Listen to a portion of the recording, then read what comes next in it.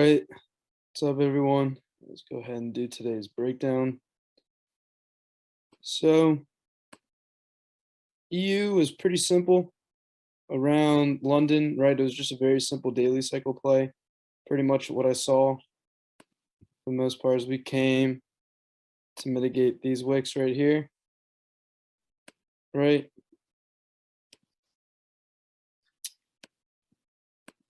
And then right after we mitigated these wicks here, what else do we have? We go into the 10-minute and or the 5-minute, right? You can see at this 5-minute, if we were to enter at first here, we would have hit SL. However, if we were to grab this position right here, which would be the safer position, right, we would have not hit SL. Now, how do we know to avoid, I'm on the 4-minute, my fault. How do we know, either way, it's still the same thing. How do we know to avoid this, right? Well, we didn't come and mitigate anything from the past. I think I failed to tell you guys that. I kind of assumed that you guys were already doing that, but I always check to see if we mitigate something from the past. That doesn't mean I'm instant entering, right? I never really instant order anything really anymore, only because I find that people get stopped out here quite a lot, right? That's why I always say wait for confirmation, right? So as you can see, here's some confirmation, right? And on here, here's the same thing. Here's some confirmation. If we go into the 10-minute as well, say that we missed anything here and we want to only trade the 10-minute. Well, after post mitigation here, we still have this bearish engulfing, right? Which still allows us to take these entries here based off of like the normal strategy that I show most of you.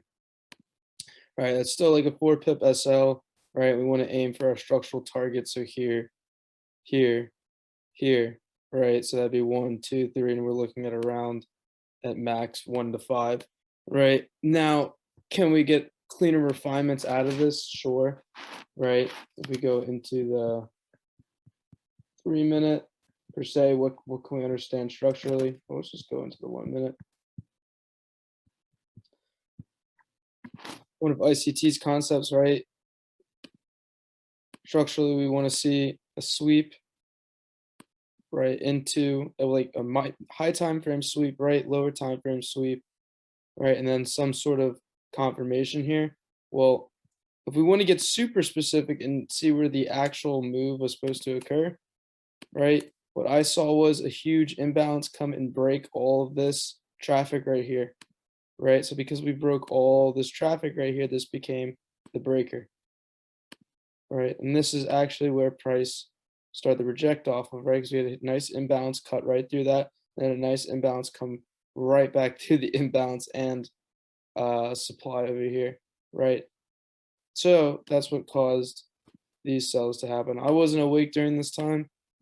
I wasn't trading London, but that would have significantly improved your RR if that's what you were looking for. But just simply enough, yeah, you could have just stuck to the 10-minute like normal. Anyways, we know that this is internal structure. So people are asking me a ton of questions. What is external versus internal, right?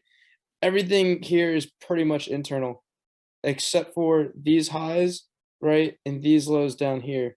Why? Generally, the highs of the day, right? If the highs of the day have swept previous day highs, right? Then coming into London, right, we can assume that if we sweep today's highs, which today's highs have swept previous day highs, right, that this is now external liquidity, right? It kind of comes with just a constant understanding how we move day by day, right? So let's pretend, right, this is why I have my session breaks, that we moved into the next day, right? And these were our previous day highs, these were our previous day lows. The previous day highs and lows generally act as external liquidity. So if you truly just wanted to play the highest probability moves, just wait for the previous day highs to get swept or the previous day lows to get swept, right? And look for the reversals. Now, is it always going to reverse? No, I've seen it happen plenty of times where we've broken previous day lows or highs and, you know, have made continuations. But in terms of a probability standpoint, right, it's safer to assume the reversal, right? It's a lot safer to assume the reversal versus the continuation. I think a lot of you guys think there's like a perfect way to trade, right? So you'll see a setup and you'll be like, wow, this is going to be great. I'm going to make a lot of money. But in reality, I mean, you're gonna lose, right? Like I've told many of you guys before, like don't expect more than a 70% win rate, especially with the RR that we're achieving, right? So out of the 10 trades that you take, you should be winning, 7 of them. That's if you're taking high probability trades, right? Because the way that you win in this game is truly by risk to reward, right? Even if that's like a 1 to 3, 1 to 5, right? But coming in here, right, we know that this is internal, right? It's pretty clear that's internal because it's in between these two extremes here, the extreme points, right? And this is clearly internal of that, right? So when we sweep this area here, it's the same exact thing that I've been showing you guys, right? Here's the candle that broke it. Here's the candle that caused it. Where was the last sweep? The last sweep was right here, right? Which makes me assume that these are where my stops are, right above this candle here. Since this was the candle that broke it, I want to take the wick of it, right? So that would allow me to get into more shorts here. So there's the re-entries, right? So there's the entries at the beginning of London. There's the re-entries still during the London session. And then we get into New York here, right? And I went off my plan where I should not have taken this OB here. I did, but I shouldn't have. I went off my plan here because I was treating this as minor inducement, but I should only stick to the inducements that are pretty well known, which are these 3 over here, right? So my mistake for flipping these buys into shorts, but originally, yes, I did catch these buys down here at the beginning of New York, and I'll explain these now. So a lot of momentum kicked in here, right? As we can see with these candles right here, when a lot of momentum kicks in, right? Generally, when momentum comes and hits inducement or hits support or something like that, right? It generally means there's manipulation coming into these inducements. So here's a massive amount of manipulation coming in the market, right? Here it's starting to chop, right? What do we see? A stop hunt of that chop, right? That little grab right there. And what do we produce? A pin bar, right? And generally a pin bar is what? Rejection, right? Anytime we're seeing, remember I shown this candle before, this is a manipulation candle, right? Remember I always talk about how the wick is almost 50% of the body. The body is also 50% of the whole thing, right? Like that's important. It tells me that there's manipulation coming in there. Now I understand that wicks have closures in them, right? But what people don't understand, and I think it's an underlooked concept, is that price is behavioral, right? There's a reason why I'm looking at wick rejection or so there's a reason why I'm looking at wick rejection and these types of imbalances or candlestick formations. And that's because the algorithm, the computers, the high frequency trading thing, they don't see what the candles look like, right? You have to be able to see behavior, right? It's just like saying, like, can AI read emotion or be emotional, right? They really can't in this sense. Only we can, which is why I read each individual candlestick, because they all tell a story.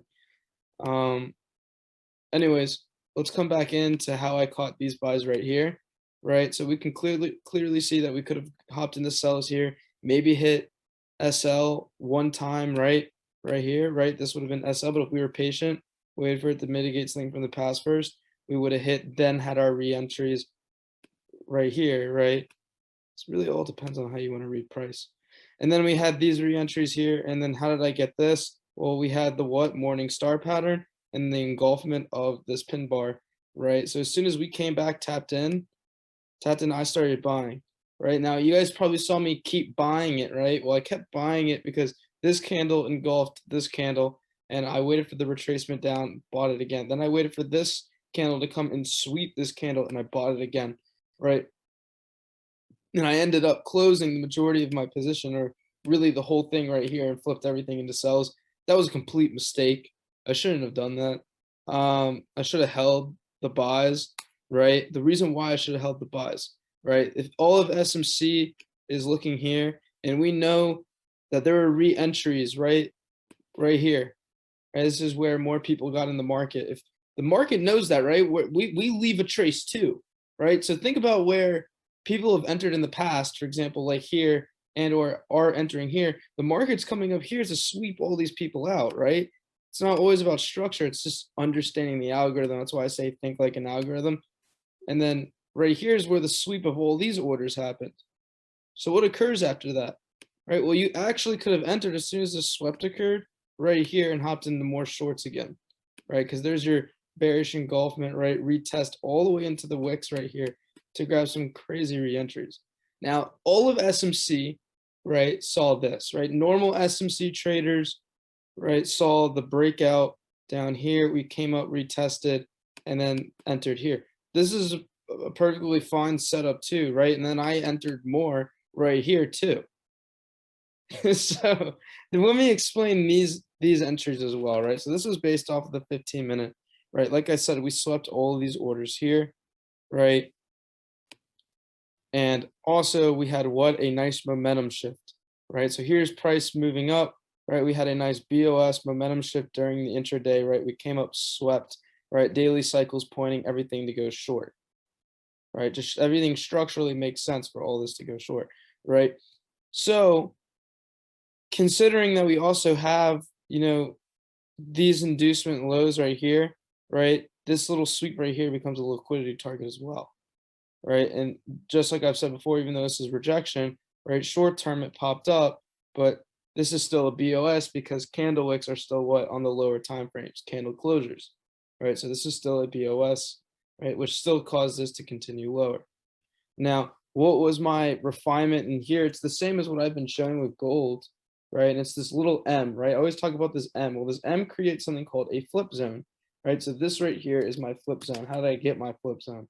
I went into the 1 minute, right? I looked at it for a little bit. I saw this gray candle was the last gray candle to enter. This black candle was the first to come in and form this M, right? So I just took the high of this candle to the low of here. It's not perfect right now. If I were to draw it out perfect, this would be it. This is how I would start off the drawing, right? I'm just taking the upper wicks here, right? The upper wicks to the lower wick here, right? Because it's some other higher time frame OB basically. And that's what allowed me to get my smaller refinement here to hit shorts, right? Usually after we hit a flip zone, we come to an extreme like here, right? There's a lot of times where it will take a nice hefty bounce off of it. The reason why I didn't is because of this reason right over here. This is how I got into these shorts right here, right? What happened was price came down. We had like an intraday BOS right here, right? And then price on the 1 minute came and swept all of this. This is very confusing to explain to somebody, this type of setup right here, because it just comes with intuition and practice. I just see that this came and broke all this right here and formed more liquidity, right, within this leg, right, that has not yet broken this higher time frame leg yet. Now, considering all that, understanding that this is one of the main liquidity buildups, I had to wait for it to get swept and then do what? Once it got swept, I waited for this to form an OB, right? Of course, I'd want this refinement right here. However, the market wasn't nice enough for me. It took this candle too. Why was this one okay as well? It's still left an imbalance, right? So it actually almost becomes a part of what this is on up top, right? This whole thing becomes the OB, as which I drew in here, right? So you all saw me, I think, well, I think Raymond as well got some shorts right here. Raymond started getting in here. I started getting in a little bit later than Raymond right here, right? And then I hit these right here, which were even nicer because of the RR, right? Because I had a tighter RR. And now, like I said, I was aiming for this all the way down here, and I pulled majority of my profit right here. I'm done trading for the day now. That's why this breakdown came out a little later, is because price today was moving beautifully for EU. Definitely a really great day. Like I said, I normally never trade post 11, but structure, right, was just super clean today, right? As you can see, it was just moving very nicely, very fluid. And comparatively to the yesterday, where it's just this bullshit over here, right? This is terrible to trade. Whereas this is just gorgeous and fluid and very nice, right? So that's why I kept trading a little past hours today. And I didn't make a breakdown as soon as I finished, but you can see all the opportunity that there is within price. Obviously, there is more like you've seen, like you can take the internal liquidity points and trade all of them, similar to how I originally tried to take shorts here with these minor inducements, because all of this was liquidity here as well. But those didn't end up working. It's all about building your narrative, because a lot of these setups are redundant and the same, but they act differently in very many just different situations. So let me see what else I can explain. Oh, one thing I missed to put in, right, for GU. People are asking about GU, and people are trying to short right here. I remember this, right?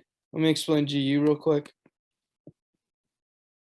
First of all, we had this trend line, right, that all you guys I think missed out on, because what this trend line told me, right, higher time frame, was that once we hunted the trend line, we were going to come right back up, right?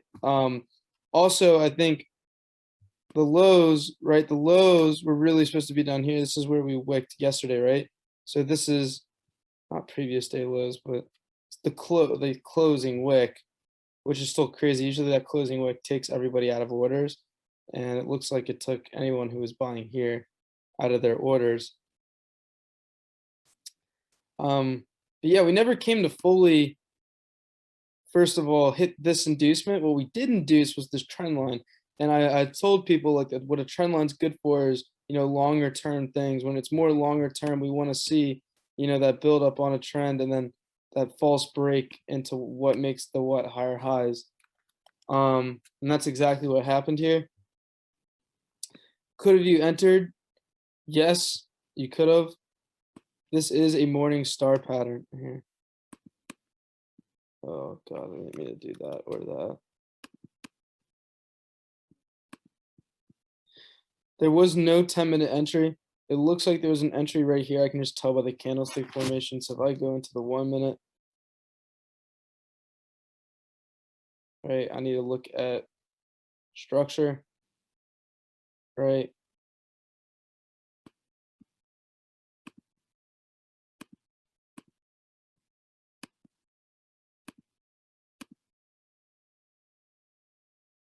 Yeah, it looks like this has more fractality to it and comes and breaks all the way up here. This is where we initially broke, right? Price runs up, comes and sweeps this. It looks like the only possible area, one of the possible areas we could have had was there. This as a flip zone, right? You can use previous structure points as a flip zone sometimes. Let me see if there was a 5-minute entry. I don't like the way the 1 minute looks. All right, so I guess you could have done a 5-minute entry rather instead, right? Here's that nice rejection candle. Here's this. Then here's the bullish engulfing. You could have taken the lows here up to here. And as soon as this as your refinement, right? Your refinement could have been what? The lows of this candle, right? So you could have had entries as soon as we tapped into this box here or here, right? Considering that we induced the trend line, breakout sellers are going short, right? Price runs up. This would have been a stop out during New York. I remember this, where this was all internal liquidity to me, right? Because we didn't break previous day highs, right? This was all external, right? Can you see how this was external, how we had a trend line and this stop hunting? Like I said, when we're stop hunting external liquidity, we do the opposite. Well, how do we know this is external? If we come out, right, we can see that price is running along this trend line. We know this is all external. And we know price is all external up here as well. These are previous day highs, right? And did we mitigate something from the past in order for this to drop? Yes, we did. Right.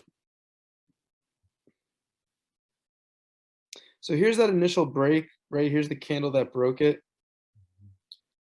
The only problem with this setup is that this candle didn't do what? It didn't sweep anything. So you're already taking a chance at a lesser probable buy here, right? But nonetheless, it was still a fine entry. You could have entered this if you truly wanted to, right? Now we come up, right? We swept previous day highs. We had the opportunity to go short. I did try and go short here again, right? I stopped out, which was fine. 1% loss, 1% loss, right? I'm generally a very aggressive trader. I'm okay with that. But then we came up one more time to seek shorts again, right? And I actually got these all on the 5-minute. As soon as we had this evening star right here, I was able to hop into shorts right here, right? And this was perfect because we mitigated something directly from the past, right? There were re-entry opportunities along the way. I didn't go for them. There was really no need at that point. But what can we expect at this point? I'm not entirely sure yet, to be honest. What do we do know, though? We know we need to catalyze a move by doing what? Sweeping here or sweeping here, right? It does just look like that we just did what? We swept these lows just now too, but it looks like this is just going to be retail-wise settling below this and continue. Let's take a look at one more.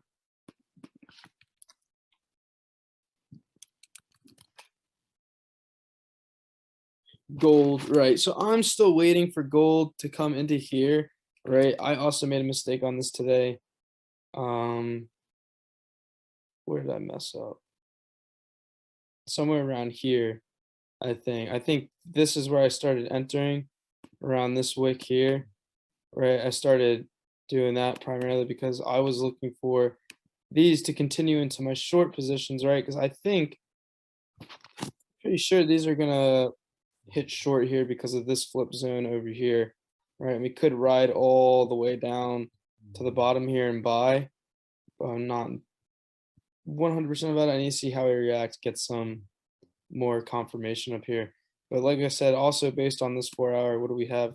Nice OB, nice run up, right? This looks like it's going to run up into here and then fall. So I'll keep an eye on gold. I really want to focus on it this week. Not to mention the EQD, right? The amount of money that's just laying right here, right? Follow the money, right? All the money is kind of sitting right here. We are very likely to probably take this out. Good chance that before we hit our area up here, right? We may need to come swoop in, take this money, right? And then perhaps come into here and then reverse. But we'll see how that goes. I hope this helps. But yeah, I'll see you in the next breakdown.